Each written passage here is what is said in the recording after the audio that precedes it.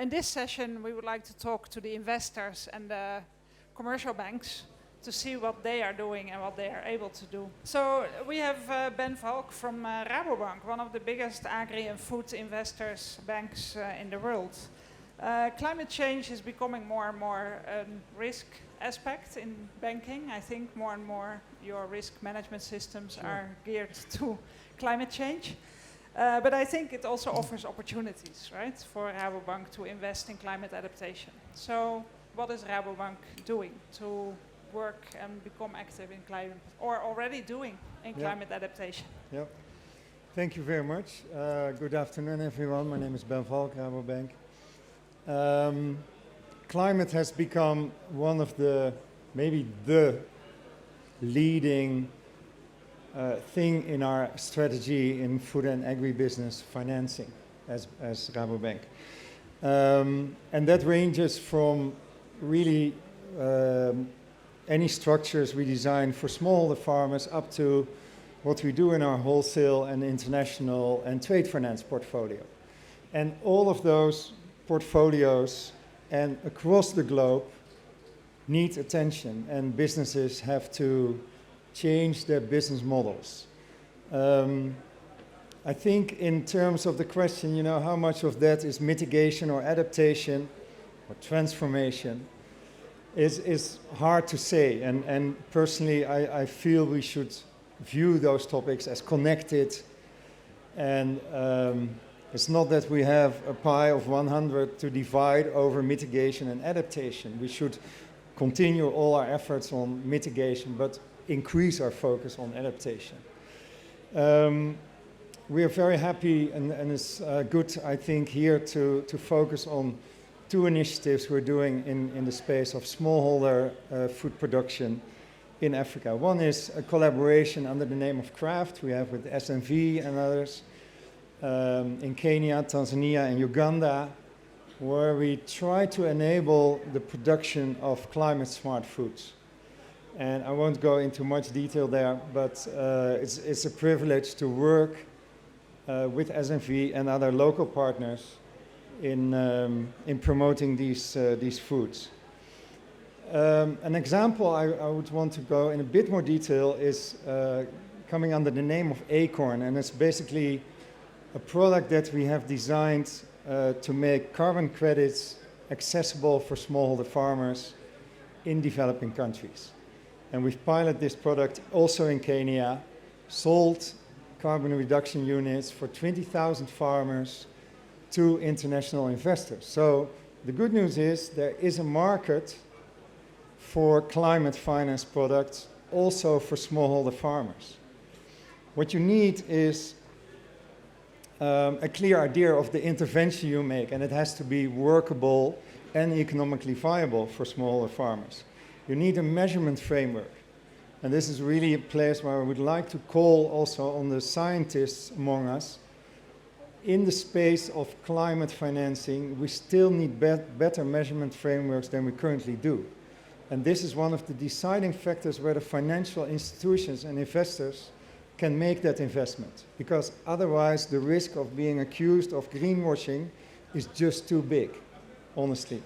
We need measurement frameworks that are independent from the banks or the investors that use them. And thirdly, you need that market for it. But what we have found is that there are investors that are very interested in a combination of investment in climate, mitigation and adaptation, and especially also in the space of smallholders.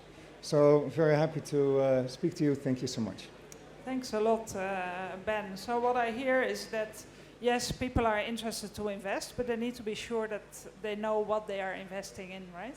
Yep. Is it genuine, and is it indeed offsetting carbon emissions? So thanks for that, for sharing the experience with Acorn, which is a new instrument in Rabobank. I want to move to Jonathan first. You are running a global innovation lab to help investors to do more in climate adaptation. Can you tell us if there is a business case for this type of products? Yeah, good afternoon. So I'm from Climate Policy Initiative, and we have two thrusts. The one is that we are the secretariat to the Global Innovation Lab for Climate Finance. And in fact, One Acre Fund is a graduate of the lab. But the second is we map climate flows, particularly to Africa, both adaptation and mitigation. And what we do know, and what everyone knows today, is that we're seeing very little private sector investment in Africa. It doesn't matter whether it's adaptation or mitigation, we're seeing very little of it. And the reason is we are not seeing investable projects. And that is the absolute key to unlocking private sector investment in Africa, whether it be adaptation. What is happening is we need to create the ecosystem, the capability to enable businesses, business entrepreneurs, particularly in agriculture, to put forward coherent business plans that can be invested in. To me, the challenge is not credit enhancing funding. We've heard a lot of people talking about making facilities available, guarantees, concessional loans. That is not the issue. Supply is not the issue. There is nothing at the moment at scale to invest in. And in my view, my personal view, I believe that every single cent of grant funding should be made available to support ecosystems, to take projects from what I call investable ready to being investable. And this is the real challenge. We talk about impact investing as having three pillars: demand, supply, and impact. The real challenge is in the demand side, the pipeline side. Taking these businesses that are here today and putting them into an investable state. And the only way you can do that is through grant funding. And the only way the grant funding can be applied is to help them develop their business plans so that investors, okay, and this is to Ben's point, so that investors can take a view on then investing in the businesses. And then all this other credit enhancement, concessional funding, guarantees can all kick in. That is good news. The bad news is we are just not seeing the pipeline of entrepreneurs, of business entrepreneurs. Thanks very much. Thanks a lot. Thanks a lot. I think there's already entrepreneurs here in our panel that will happily respond to your call. And I think there's many people in the room as well that we hear that very often, right? There's no deals. And if you're an entrepreneur, if you're young and you want to do something and react to climate change, I mean, this is very frustrating, right? No deals. So I think the issue, you're right, is to understand what is fundable and what is investable, right? That is what we need to understand more. So, Fleur, Wouterse from the Global Center on Adaptation. You are having a facility with the African Development Bank. So what are you planning and helping investors to get more money to adaptation? Well, thank you. Good afternoon, everybody. I work for the Global Center on Adaptation, and we have developed together with the AFDB the Africa Adaptation Acceleration Program. And so it has 4 pillars. There's agriculture, there's finance, there's youth employment, and there's infrastructure. And at GCA, we like to describe ourselves as the steroid in an elephant, where we try to take the big development projects and programs, or resilience projects and programs of the MDBs, and mainstream adaptation into those to then kind of have them work towards enhancing adaptation in Africa. So this is what we started to do, and to give you an example, we are supporting the Horn of Africa Resilience Program. This is a $370 million program that has been designed for the Horn of Africa to enhance resilience of mainly smallholders in 7 countries, I believe. And what we try to do in that is to try to see, okay, so what are some of the interventions that are being planned, and how can we then use some knowledge, some analytics to enhance the the efficiency and the effectiveness of the interventions that are being planned. And so we heard a little bit about the metric, the issue of the lack of a metric, right? And for smallholders, actually the answer is relatively easy, right? The metric is already there. One of the 8 key risks of climate change is the risk of food insecurity. So using kind of existing household data, you can relatively easily work out what is the risk of food insecurity and how can you actually then work to reduce that risk, right? You can, there's a relatively straightforward way to do that. And it does not so much relate to then having interventions that enhance productivity, but it relates to having interventions that reduce the variability of productivity.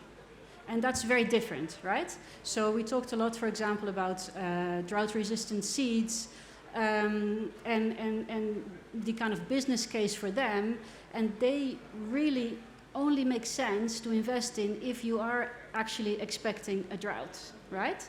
And this is where kind of information comes in, especially weather information comes in, because we know that if farmers have information that they trust, you know, they will invest. They also have their own business case. So we talked a lot about kind of, you know, SMEs, larger companies needing a business case. The farmer also needs a business case, right? And so there is a model that we've been working on, which is around the microeconomics of adaptation. It uses, it's based on the farm household model, the ones we've been using for decades, and it builds that adaptation component into it. So that is one, we can actually get there.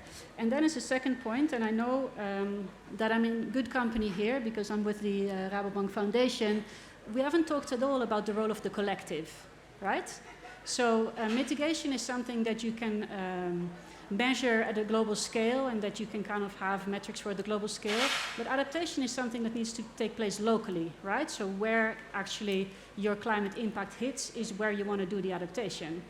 And adaptation is not something you do alone. It's something that farmers have to do collectively. We all know the example of the Dust Bowl, where farmers that adapted and invested in some kind of a measure to keep the soil on the field, where their farms were then flooded out, not flooded out is not the right word, by sand from the neighboring farms that hadn't actually invested in that same measure to control erosion.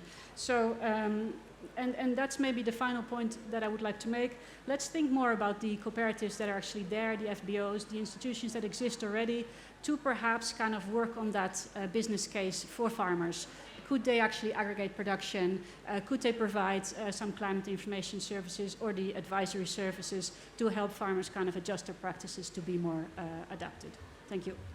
Thank you, Fleur. I think we definitely need to get more documented business cases on what is financeable and what type of finance is needed to get there, so that we indeed can meet the financiers' investability criteria.